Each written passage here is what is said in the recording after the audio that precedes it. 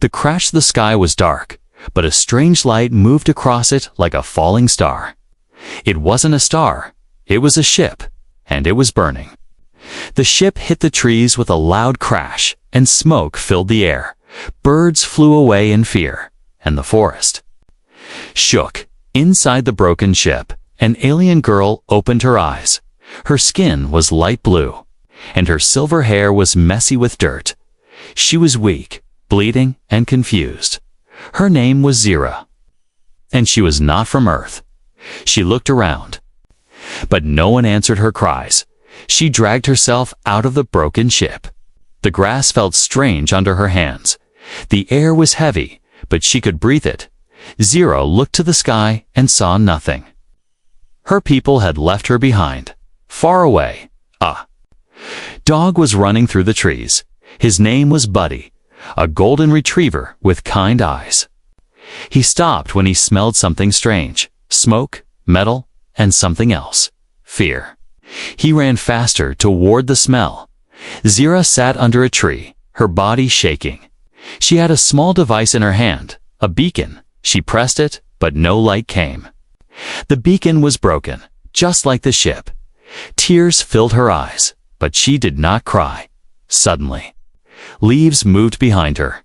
She turned quickly, ready to run, but it was not a soldier, not a monster. It was a dog. Buddy walked slowly toward her, his tail low. Zira didn't move. She didn't know what this creature was, but it didn't look dangerous. Buddy stopped a few steps away and sat down. He tilted his head and looked at her. Zira blinked, confused. Why was this animal not afraid? She reached out her hand, shaking. Buddy sniffed it, then licked her fingers. For the first time since the crash, Zira felt warm inside.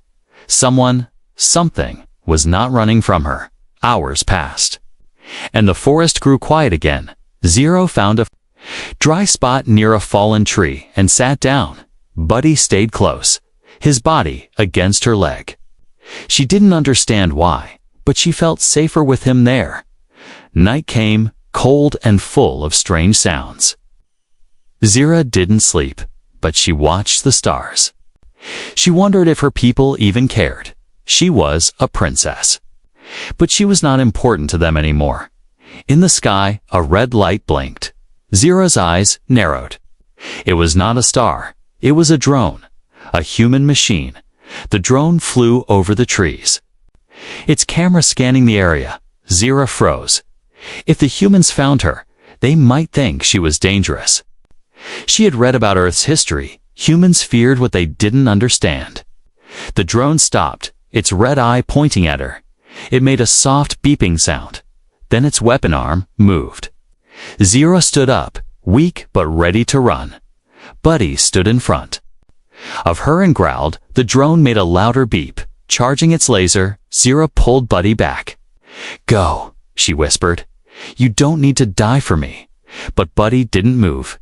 He barked, loud and angry. The drone fired. Zira closed her eyes, expecting pain, but nothing came. When she opened her eyes, Buddy was still in front of her. Smoke rose from a broken rock nearby. The shot missed. Buddy barked again and chased the drone. Zira ran after him. The drone flew up and disappeared into the clouds. She and Buddy were safer now. They stopped near a river, both breathing hard. Zira fell to her knees, tired and cold. Buddy came close and laid beside her. She looked at him, truly looked. Why was this Earth's creature helping her? She had learned in royal training that humans were simple, selfish, emotional, and wild. But this dog had stayed with her when even her own people had not. He had protected her with no reason, no reward, no command, just loyalty. Zira touched his fur gently. "You are not what I expected," she said. Buddy wagged his tail and closed his eyes. Somewhere far above, a satellite picked up the drone's last report. An unknown life form spotted, possibly alien. Alert status, level red. Zira didn't know it yet, but Earth knew she was here. And more humans, not all kind like Buddy, were coming. But tonight, she had one friend, a four-legged protector who refused to leave her alone. And that, for now, was enough.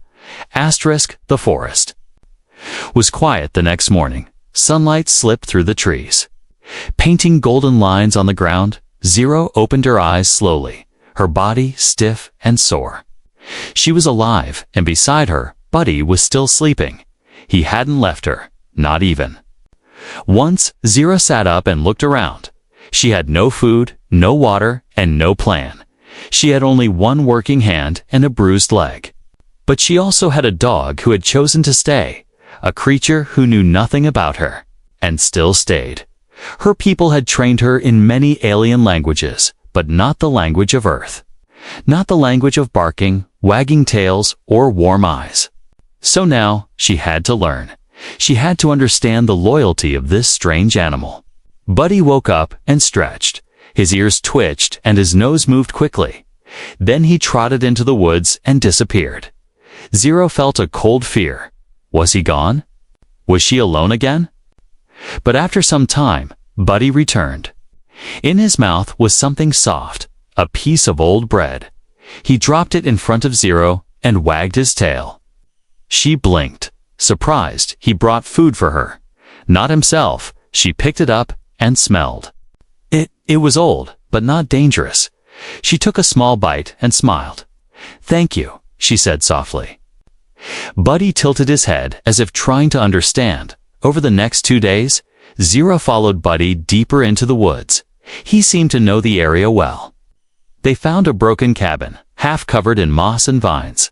The door was missing, but it was dry. Inside, it would be their shelter. Zero cleaned the floor and made a bed from dry leaves. Buddy brought her more food, crackers, an apple core, a sandwich someone had thrown away. She ate slowly, watching him every time. He wasn't just a dog, he was a guardian, a guide, a friend, at night. She practiced her voice. She remembered a few English words she had studied secretly. She looked at Buddy and pointed. "Dog," she said. He wagged his tail. "Friend," she said next. He barked softly and sat near her feet. She smiled.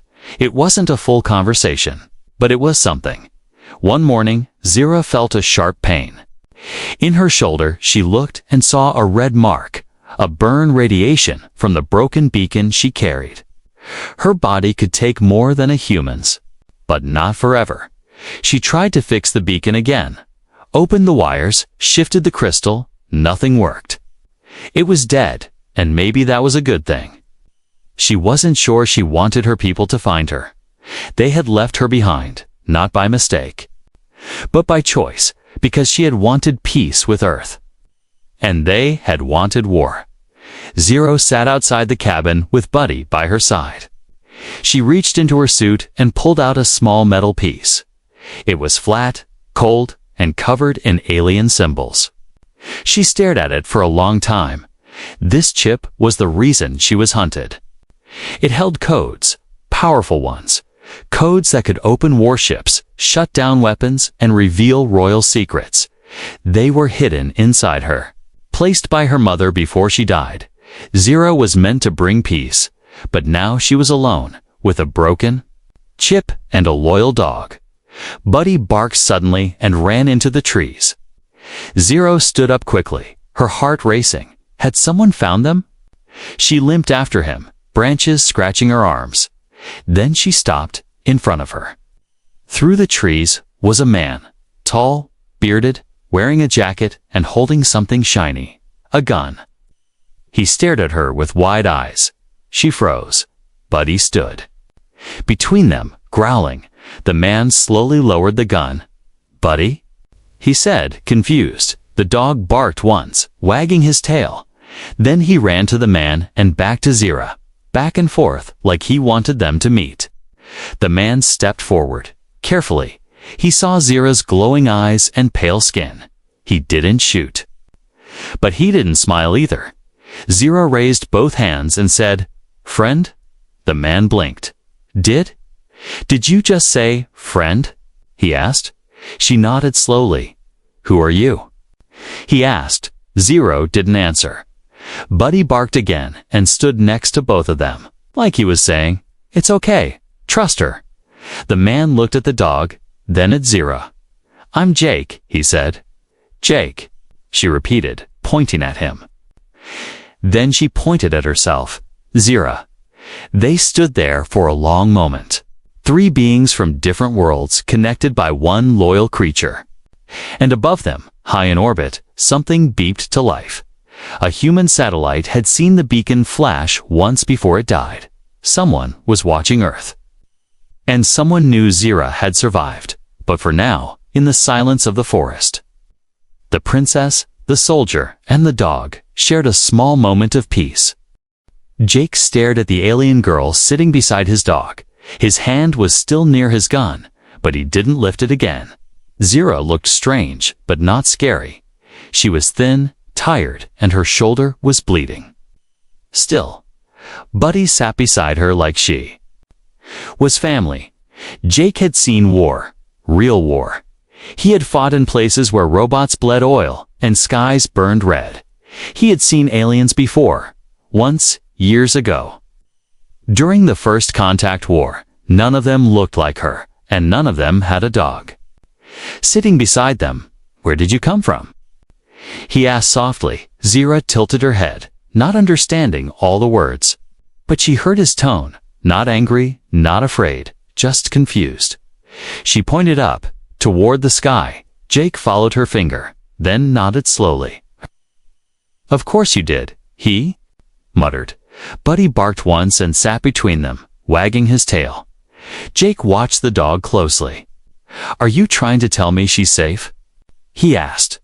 Buddy barked again. Jake rubbed his eyes and sighed. He wasn't ready for this. But Buddy had never been wrong about people before. If the dog trusted her, maybe he should too. "Come on," Jake said, motioning with his hand. Zira hesitated, then stood. Limping slightly, he noticed her wound and frowned. "You need help," he said. She nodded, not from understanding, but from the way he looked at her. They walked together, slowly, through the woods. Jake led them to a small cabin deeper in the forest. It was hidden, surrounded by old machines and broken tools. He lived there alone, far from cities, far from noise, far from people. Inside it was warm and quiet. Zira sat on the floor, her eyes scanning everything. Photos, lights, a radio. She had never seen a human home this close. It felt peaceful. Jake brought a small med kit and knelt beside her. He showed her the bandage and pointed to her shoulder. She nodded, and he began to clean the wound. She winced, but didn't pull away. "You're not like the others," he said while wrapping the bandage. Zira said nothing. Buddy sat beside them both, keeping watch. It was quiet, almost normal, but Jake's mind was racing. That night, Zira sat near the fire while Jake watched her from across the room. He didn't sleep, she didn't either. She held a small metal object in her hands, the same chip she had hidden from her people. Jake spoke again, slower this time. "Why are you here?" Zira looked up, searching for words. She pointed to her heart, then to the chip, then shook her head. Jake didn't understand the full meaning, but he saw her eyes, sad, scared, but strong, I think. "They left you behind," he said. She nodded slowly. Jake sighed and leaned back in his chair. "People are cruel sometimes," he added. Zira didn't know the word cruel, but she understood the feeling. Later, when Zira fell asleep, Jake stood and looked at the strange device she carried. It looked like alien tech, sleek, glowing slightly. He was a mechanic once, and he knew how to fix broken things. He connected it to an old power core he had saved from a drone. The device came to life with a soft hum. The screen blinked, then showed symbols, alien language. Jake didn't understand it, but he saw one thing clearly. A countdown timer. It had started the moment the beacon powered on. He stared at the numbers as they ticked down. 3 days, 7 hours, and some minutes. But counting down to what? He turned off the power and put the device back near Zira. She didn't wake up, but she whispered in her sleep, a soft, musical word that sounded like peace. The next morning, Jake made coffee and watched the sky. His radio picked up a strange signal, quiet but steady, a sound he hadn't heard in years. It was military Earth's defense system scanning something in orbit. Zero joined him outside, Buddy beside her. She looked at the sky, then at Jake. He handed her a cup of water. She took it, smiling softly. There was no fear in her eyes now. Jake pointed to the chip and asked, "What does it do?" Zero paused, then touched her chest again. "It stops. Fire," she said, slowly. He frowned. "Fire." She nodded. Big fire. War. Jake understood enough. She was carrying something powerful, something people would kill for, or kill to stop, and right now, she was sitting on his porch with his dog, drinking water like any other guest, somewhere. Someone wanted her gone, and now he was part of her story. He looked at Buddy and said, "Guess we've got ourselves into something big again, huh?" Buddy wagged his tail, and far above, a silent ship drifted into Earth's orbit. Watching, waiting, preparing to land. The air was colder that morning. Clouds moved low above the trees, thick like smoke. Jake stepped outside and looked up. Something was wrong. He could feel it in his bones. Inside the cabin, Zira sat by the fire. She stared at her hands, her blue fingers trembling. Buddy rested his head on her lap, watching her with calm eyes. But Zira's heart was not calm. The pain in her shoulder had spread. Something inside her body was reacting, not to the wound, but to the chip. Jake walked back in with wood. 4. The fire, he glanced at her. Then at the glowing mark on her skin. It had grown a thin line of light, pulsing just beneath the surface. "Is it getting worse?" he asked. Zira nodded, eyes down. She couldn't hide it anymore.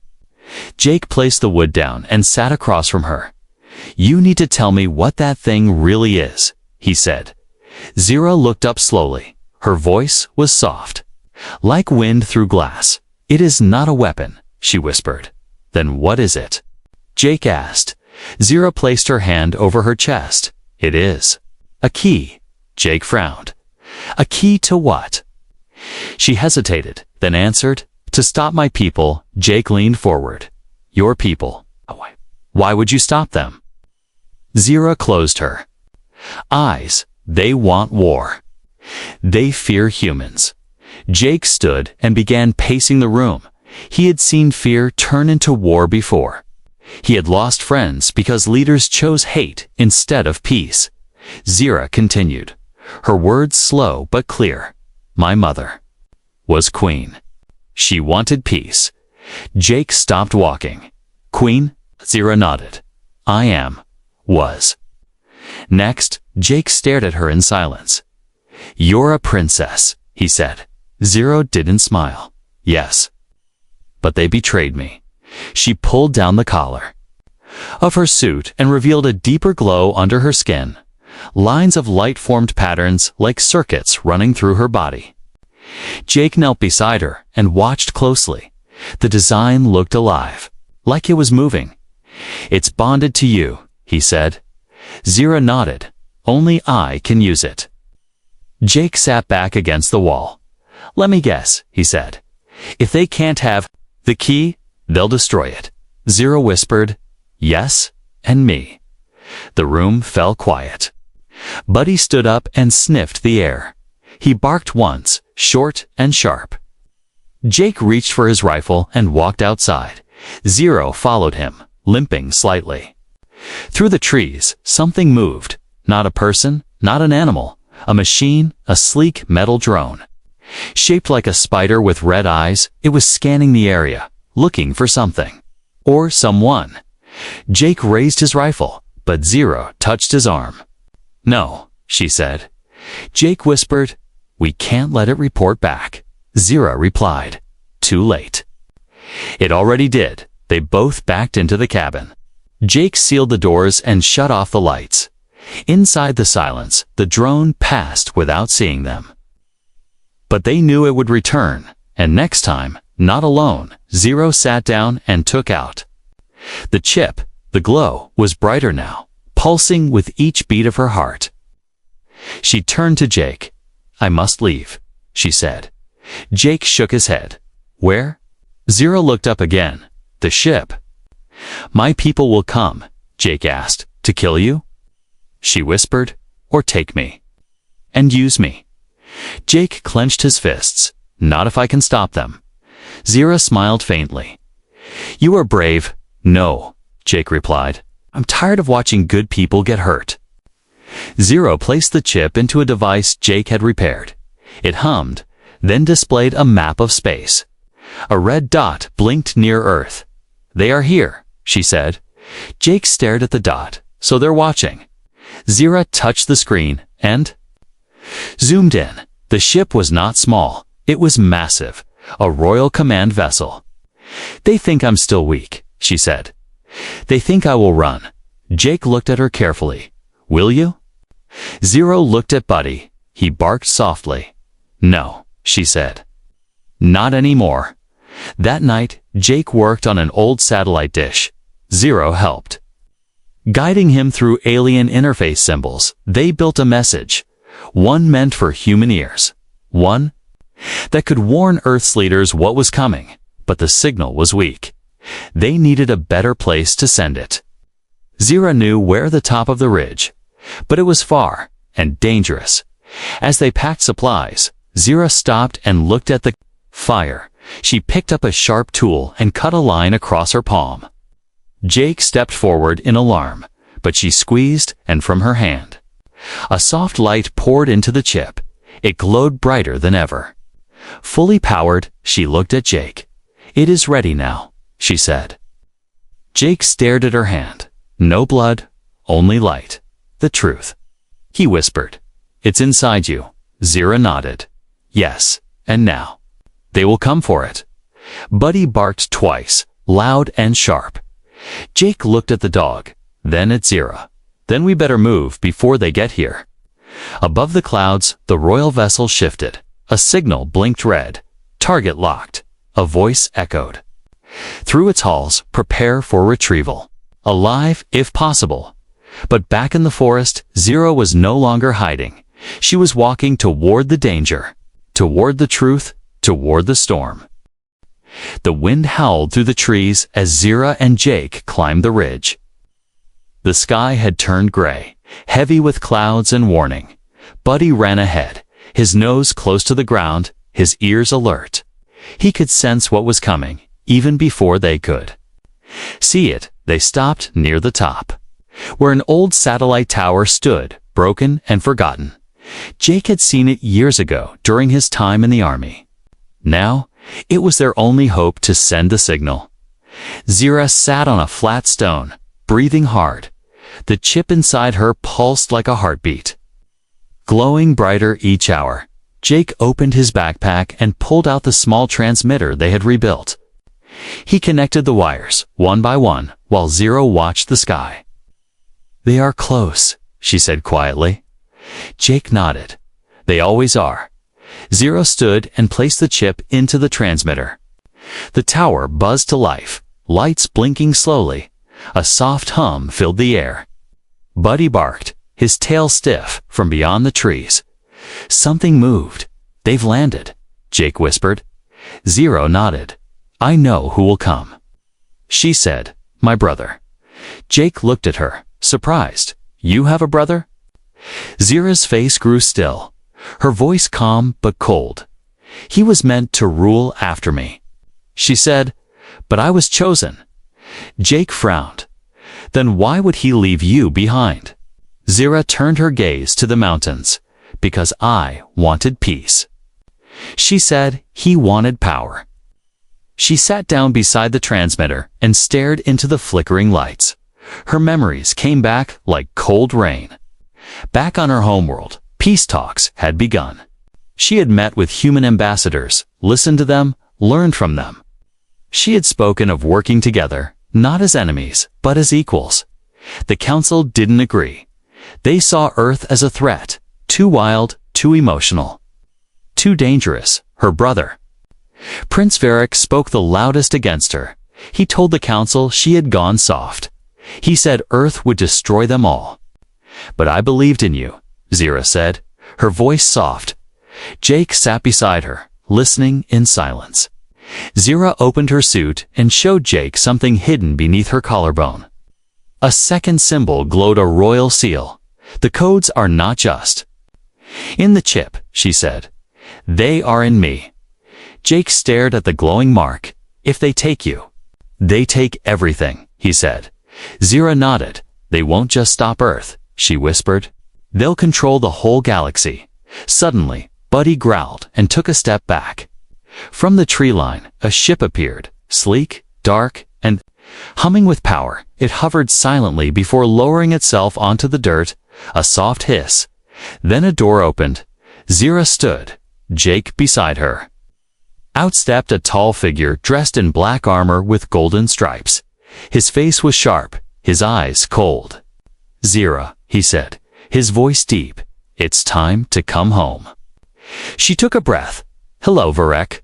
Varric walked slowly toward her. "I came to save you," he said. Zira shook her head. "You came to finish what you started." Varric looked at Jake, then at Buddy. "This is what you choose now. Dogs and humans." Zira stood firm. "They showed me more kindness than you ever did." Jake raised his gun slightly. Varric smirked. "You think that toy will stop me?" But then he looked at Zira again and saw her eyes glowing. She wasn't scared anymore. "You betrayed our people," she said. "You turned peace into war." Varric stepped closer. "I did what I had to." He said, "Mother is gone." And Varric, "You were too weak to lead." Zira's hands tightened into fists. "She believed in me, and now she's dead."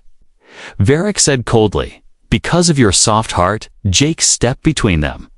"You're not taking her," he said. Varric raised his hand and called 2 guards from the ship.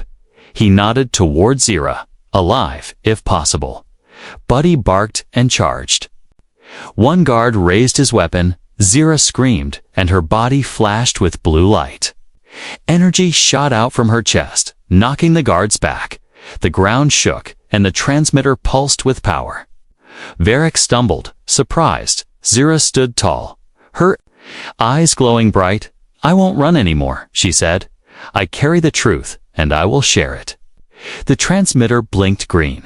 The message was sent, a signal carrying her voice, her face, and the codes for peace, across satellites, through networks.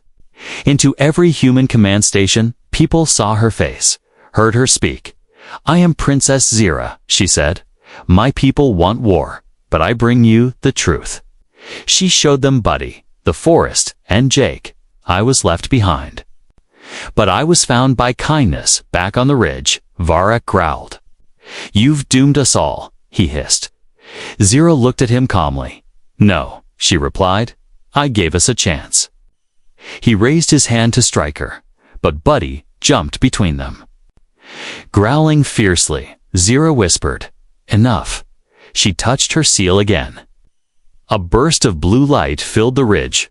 Varric and his guards vanished, teleported back to their ship. She had used the override, one only the true heir could command. Jake stared at her eyes wide. "You just sent him away." Zira looked at Buddy, then at Jake. "This is my fight now." The transmitter beeped again. Message delivered. The world had heard her, and now nothing would ever be the same. Asterisk, the signal had been sent. Across the world, military bases lit up with alerts, satellites locked onto the strange frequency, and millions of humans, watching from screens and bunkers, saw the face of an alien princess. Some called it a threat, some called it a miracle, but no one looked away. Zira stood near the tower, her body still glowing. The energy that had blasted from her chest was fading. Jake helped her sit down on a rock, his hands shaking. He had seen strange things in war. But nothing like this. Buddy stood close, watching the skies. He sniffed the air and let out a low growl. Jake followed his gaze and saw the black ship still hovering above the trees. It hadn't left. It was waiting. Zero opened her eyes. "He's not gone," she whispered. Jake nodded. "I know." Inside the command ship, Prince Varric stood at the center of the war room. He was angry, but calm. The message was sent, said one of the soldiers. Varric's eyes narrowed, but the humans didn't attack her. He replied. They listened. The room went silent. He turned to the pilot. "Prepare phase 2, back on the ridge." Jake was checking supplies. Zira sat with Buddy, her hand resting on his fur. "I used the royal override," she said. "He shouldn't be able to return." Jake looked at her. "Shouldn't?" Zira nodded. "My brother always breaks rules." They packed quickly, ready to move back toward Jake's cabin. The wind had picked up, carrying strange sounds, a deep hum, almost like chanting. Buddy stopped and growled again, this time louder. Zira turned around and froze. 3 bright lights appeared in the sky. "Moving fast, shuttles," she whispered. Jake raised his rifle. "We can't fight them." Zira stood, her back straight. "I won't run," she said. Jake looked at her. "Then what will you do?" She opened her palm, revealing the glowing chip. "I'll end it." Before Jake could speak, a shimmer filled the air, and in a flash of light, they were no longer on the ridge. The trees disappeared. The rocks vanished. They were inside the command ship. Metal walls surrounded them. Smooth and dark, guards stepped forward, aiming weapons. Jake reached for his gun. It was gone. So was the chip. Zero looked around in shock. "We've been teleported," she said. Jake scanned the room. This was a trap from the far end of the chamber. Varric walked in slowly. He smiled, calm and cold. "Welcome home, sister." Zero clenched her fists. "You broke the override." Varric nodded. "I built the override." Jake stepped in front of Zira. "You planned all this?" Varric laughed softly. "I knew she'd send the signal," he said. "I wanted Earth to hear her story, feel her words, trust her." Zira's eyes widened. "You used me." Varric nodded again. "Now, when we strike Earth, they won't expect it." Jake's face went pale. "You monster," he said. Varric turned toward him. "No, human," he said. "I'm a strategist," Zero shouted. "You'll destroy everything, your lies, your war. It'll burn both worlds." Varric stepped closer, and from the fire, "I will rule what remains." Zira took a deep breath and stared into her brother's eyes. "I won't let you." Varric smirked. "You already have." Suddenly, a loud bang echoed through the ship. Then another and another. Sirens blared as lights turned red. A soldier ran in. "Sir, we're under attack," he said. "From where?" Varric shouted. "From Earth." They launched a counterstrike. Zero gasped. "They didn't believe me." Jake shook his head. "No, they did," he said. "They're not striking you. They're saving you." The guards aimed their weapons at Jake and Zira, but before they could fire, the floor trembled. Explosions rocked the side of the ship. An emergency door opened, and Buddy charged in. The dog barked, teeth bared, eyes burning with loyalty. Jake blinked in disbelief. "Buddy?" Zira smiled. "He found us." Buddy leaped at the guards, dodging lasers and knocking one to the ground. Zira grabbed Jake's hand. "This way," she shouted. They ran down the corridor, dodging sparks and fire. Zira reached into a wall panel and pulled out the chip. It had been hidden nearby. "It's still here," she said. Jake nodded. "Then let's finish what we started." They reached an escape pod room. Zira pushed Jake and Buddy inside. Jake grabbed her wrist. "You're coming too." Zira shook her head. "If I stay, I can shut down the ship." She said, "I can end this war." Jake's voice cracked. "You'll die." Zero smiled gently. "My mother believed in peace." She whispered, "I believe too." Before Jake could stop her, the door sealed shut. The pod launched in two, the black sky falling toward Earth. Inside, Buddy whimpered, and Jake slammed his fist against the wall. On the ship, Zero stood alone. Her brother's soldiers fell back as she activated the core controls. One final code, her own DNA, her own voice, her own truth. The ship began to power down. The weapons went cold. The engines fell silent, and across the stars, a message played again. Not one of war, but of a girl, a dog, and the choice to be more than what the galaxy expected. Asterisk, the escape pod crashed gently in a wide green field. Smoke rose from the hatch. But the sky above was clear. Jake kicked the door open and stepped onto Earth soil again. Buddy jumped out beside him, tail low, ears back. They both turned to the sky. Watching the stars where the ship had vanished, she stayed. "Jake," whispered. Buddy looked up to and let out a quiet whine.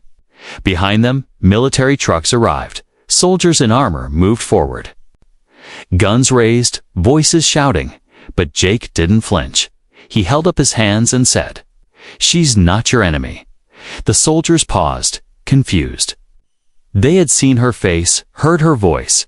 The message had reached every screen in every control room. It had played again and again, the story of the abandoned princess.